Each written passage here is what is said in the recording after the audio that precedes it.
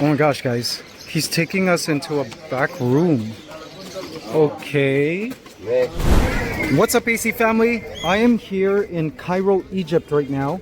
And the season is on a break. We're going on to season 7 of my Ecosystem Vivarium series. But I wanted to give you guys some nature content.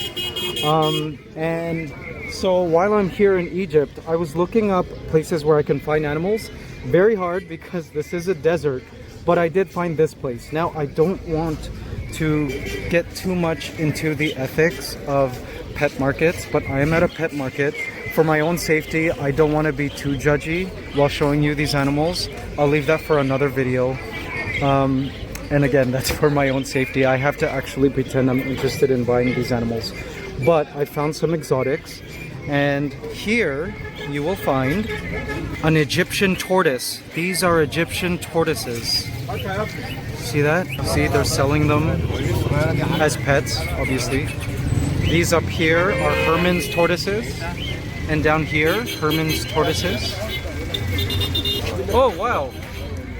This here is Mohammed, our local tour guide. Thank you, Mohammed, for being with us here. Whoa. What a beautiful animal.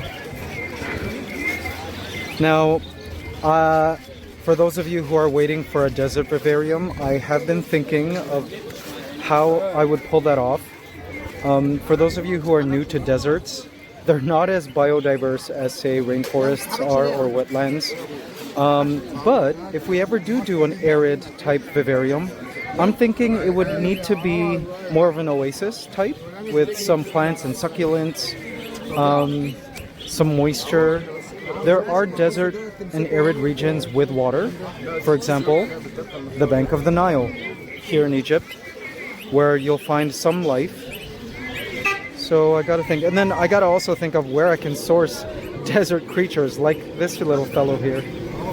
And I do believe if I do a desert vivarium, I would need to cycle the larger creatures through. So for an episode or two, move creatures like this tortoise in and then move them out so we could learn a little bit more about them. Interesting. How cute. All right, this little shop here seems to have all the exotics. So let's move on to some birds. Wow. Those up there are called rosellas. Beautiful birds. They're not so available where I live in the Philippines, but they are gorgeous birds. And of course, one of my favorite parrots, African gray. Also sort of scrubland, grassland type birds. Of course, native to Africa. We've got some cockatiels here, one of my favorite pet birds. Oh my goodness, look at all these budgies. Budgerigars. We've got more cockatiels. What is this? Guys, this here is a red-rumped parrot. And then we've got some zebra finches here. What else? Oh, I see Java finches.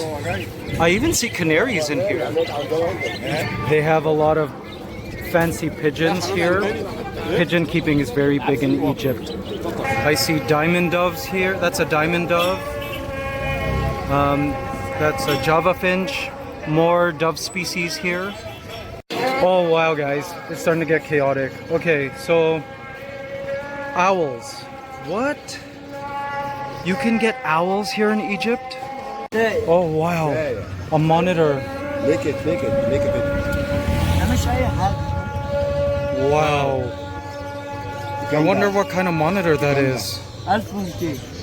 Obviously a desert type monitor. I wonder if it's wild caught though. Guys, these are merlins. I believe this is a gray goshawk. So in the Middle East, and I guess here in Egypt, falconry is a very old and traditional practice where you have a pet hawk or a bird of prey. It can help you hunt things in the desert, or a lot of people just keep them as pets. Wow, guys, this is a barn owl. I've never seen one of these in real life. Tittus alba, I believe is the scientific name. You're gonna take it out? Oh, he's gonna take, oh, it's gonna bite him. It's okay. No need. It's okay. Man, I wish I could save these birds. Wow. If at all, these types of places are an eye-opener as to how other cultures and other countries treat animals and how their husbandry and their standard for husbandry is different. Oh, I see Alexandrine parrots up there. Those are native to Middle East. I've seen them in the wild in Turkey. There's another. Oh, there's Indian ringnecks up there. I see more rosellas. Sun conure. Wow, there's a lot of birds here, guys. These are lovebirds. More finches. Wow. I see green cheek conures up there. Wow, what are these? I have never seen these finches. See them? They're tiny too. Such beautiful birds. All kinds of freshwater fish here. I see guppies. What? Are those African cichlids? Mollies. All kinds of fish here. Goldfish. This breaks my heart. This here is a green monkey, native to West Africa, and I suspect it was wild caught, stolen from its mom. It's so afraid of people. How much does that cost? Like 200. 200 US dollars? Wow. Oh, buddy. I wish I could help you. Wow, look at those Salcata tortoises. They're just right there. But I'm not gonna go over there because this massive dog is right here. Wow, guys, more birds of prey here. This here is a short-eared owl. And then this here is a type of kite. Oh my goodness. More monkeys, guys. These are macaques. I recognize them because we also have them in the Philippines. They do not make good pets. I'll tell you this right now. They start to get really, really wild. Like the thing is with monkeys is you gotta understand, they live in societies and they grow up with their parents, their grandparents, their aunts and uncles, and they grow up learning the rules, and they get, you know, cultured. And don't worry, I'm not gonna hurt you. They get cultured and they learn manners and they get disciplined by the elderly. But when you keep them as pets, they don't have these social checks, and so they develop into really wild animals a lot of these times. So they do not make good pets. I personally don't have a monkey, although I do have the resources to take care of one. I'm afraid, and people have offered me monkeys and I've always said no, just because I don't have the expertise. Oh my goodness, is that a baboon? Oh, how sad. Okay guys, AC family, this is just turning into a very depressing episode. I'm sorry. I'm not sure if I'm even gonna upload this. Now everything I said about the macaques, multiply that by 10, and that's what you get for a baboon as a pet. Not suitable for pets. Wow guys, look at that. This is a baby crocodile, and I'm guessing it's a Nile croc. Definitely a baby. I see it's kept here with a Euromastix way down there, and a Savannah. Whoa, sorry buddy, didn't mean to freak you out there. Wait a sec, this is not a Savannah monitor. This is another kind of desert monitor. Wow, this girl has a baby croc. Holy. Whoa. Man, this is crazy. See, I believe these are baby Nile crocodiles. Not closely related to Godzilla. Godzilla is a caiman, which is an alligatorid. But wow, what an animal. Yep, confirmed. These are Nile crocodiles. Wow, look at the legs. Wow. Now at the start of the episode, I said I wouldn't be judgy. I want to talk about the ethics of keeping these pets, but I kind of can't help it. I've thought for a long time about how we could change the perception of what's acceptable for keeping animals.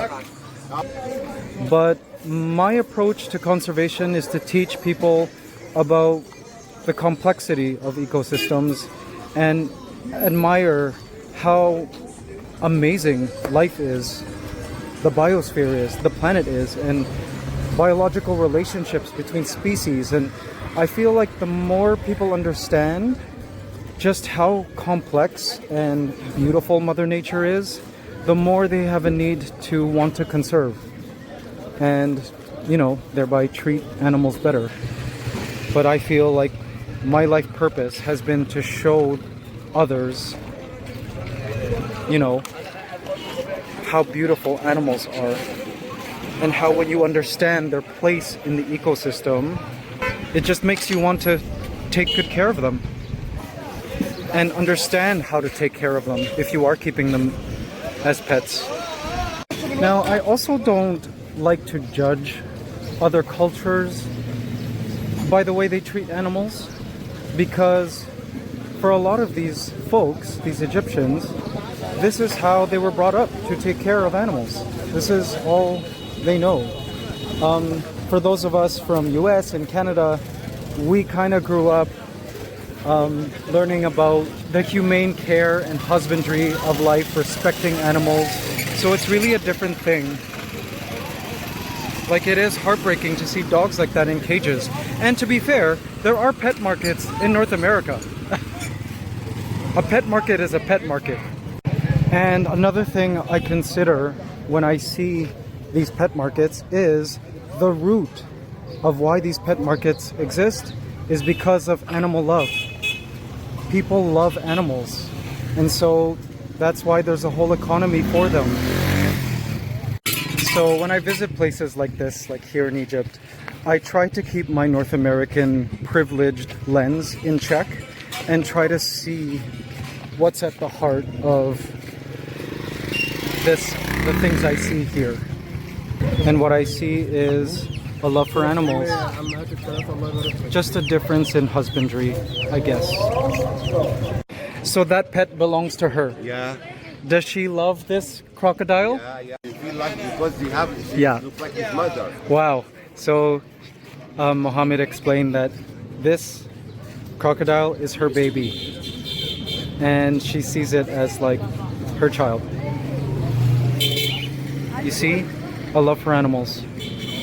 We have some Nubian goats here. Hi, Anglo-Nubian. Hi there, buddy. I have goats at home. They're such beautiful, beautiful creatures. Hope you guys find a nice home.